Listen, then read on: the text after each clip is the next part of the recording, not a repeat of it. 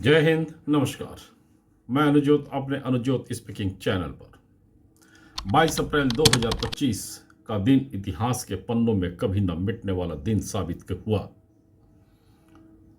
और ये एक ऐसा दिन था जब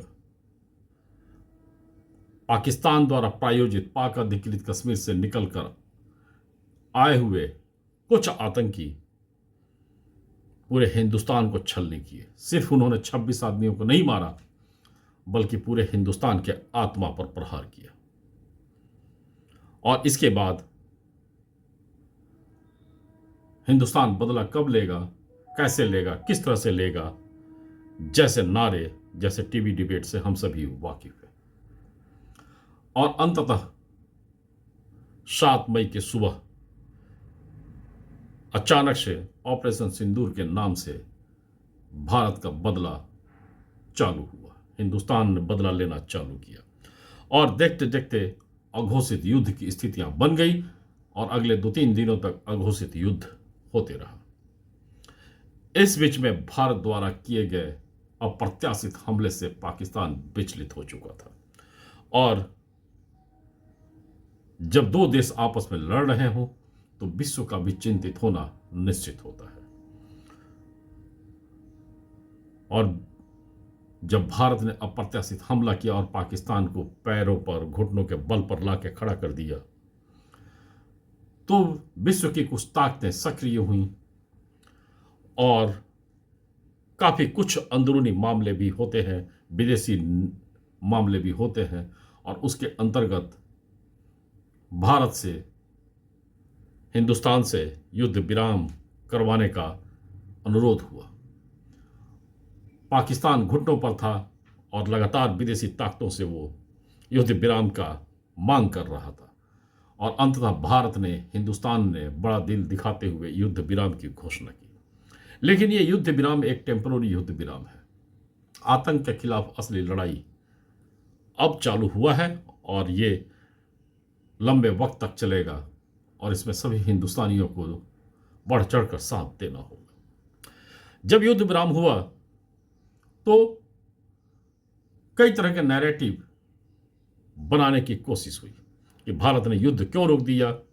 अगर ये इंदिरा गांधी होती तो पाकिस्तान को घुटनों के बल पर ला देती, पाकिस्तान को धूल चटा देती, पाकिस्तान को पूर्णतः बर्बाद कर देती। जैसा 1971 में इंदिरा गांधी के नेतृत्व में भारतीय सेना ने पाकिस्तान के 2 टुकड़े कर दिए थे। इसमें कोई शक नहीं कि ऐसा हुआ था और वीर सैनिकों के कारण ऐसा संभव हो पाया था। लेकिन जिस तरह से इंदिरा गांधी का महिमा मंडन किया जा रहा है, उनके कुछ पहलुओं को भी समझना अब अति आवश्यक है।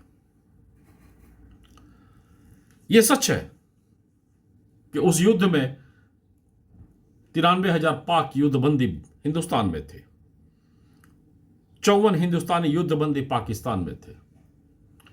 गुजरात के पास का कुछ इलाका हिंदुस्तान के कब्जे में था। पर हुआ क्या? नंबर 1, बेनजीर भुट्टो ने पिता जुल्फिकार भुट्टो को अंतिम वक्त में कुछ राज बताया जब शिमला समझौता चल रहा था। और शिमला समझौता एक तरह से पूर्णतः टूट चुका था।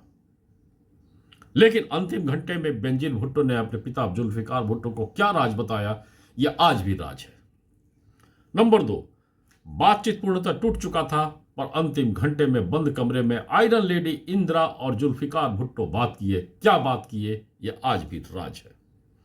नंबर 3, बाहर निकलने के बाद आयरन लेडी जंग लगा हुआ लेडीज बन चुकी थी। नंबर 4, 54 सैनिक को पाकिस्तान में रहने दिया गया, यानी छोड़ दिया गया उनको अपने हालात पर मरने के लिए। और 93,000 पाकिस्तानी सैनिक को बाइज्जत बरी कर दिया गया। यह भी इंदिरा गांधी के नेतृत्व में हुआ।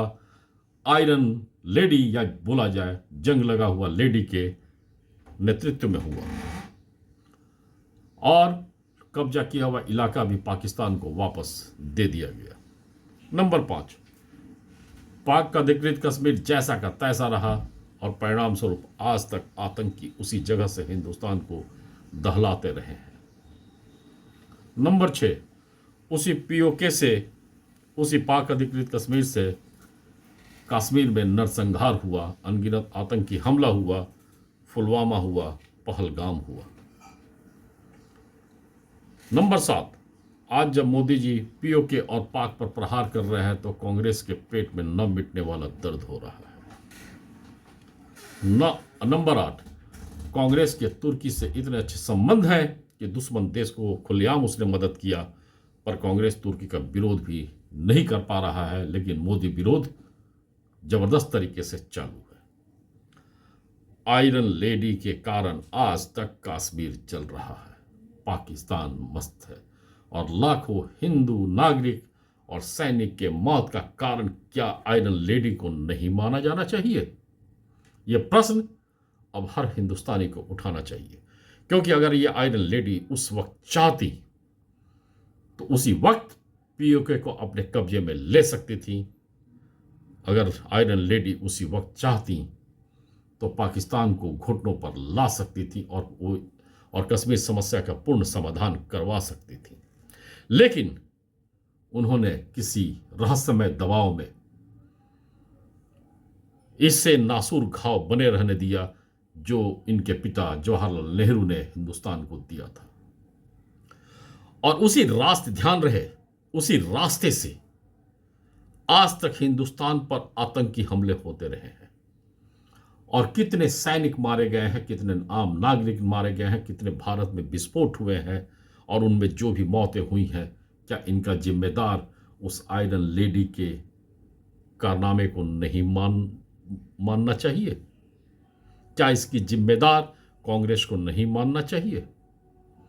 क्योंकि कश्मीर समस्या को जवाहरलाल नेहरू ने पैदा किया। कश्मीर समस्या 1971-72 में जब सुलझ सकता था शिमला समझौते के अंतर्गत, तो उसे नासूर घाव बने रहने दिया आयरन लेडी ने, और यह घाव आज तक घाव बना हुआ है।